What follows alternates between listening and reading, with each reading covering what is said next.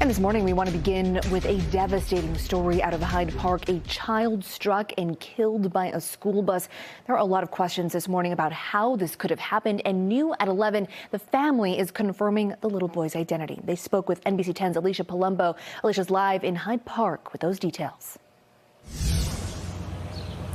Good morning, Bianca. The family is understandably devastated. They're meeting with a priest right now. Loved ones have begun a memorial here on the scene for the little boy. The boy's uncle says they have so many questions about the school bus driver, who he says is not their normal driver, and why they weren't dropped off at their normal bus stop.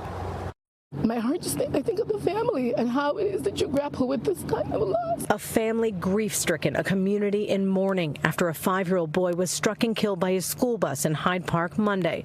The boy's uncle identified him as Lenz Arthur and shared these photos of him with us. He says the bus dropped Lenz and his 11-year-old daughter off on Washington Street instead of in front of their home on Glenwood Ave.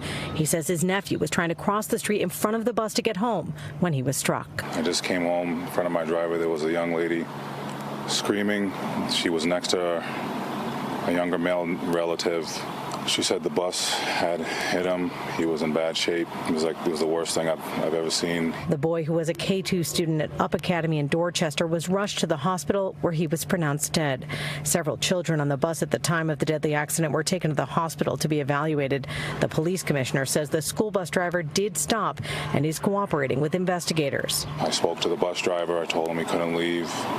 He said he had other kids on the bus. I told him to give me his ID and that he couldn't leave. But as the investigation continues into how this tragic accident happened, the community is coming together to support the little boy's family. Our hearts are completely broken with his family.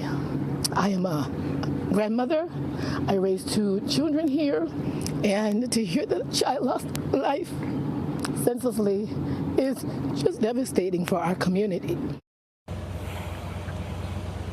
It's just heartbreaking. The community, meanwhile, planning a vigil for the family, and counselors are at school today to try to help students and staff cope with this unimaginable loss.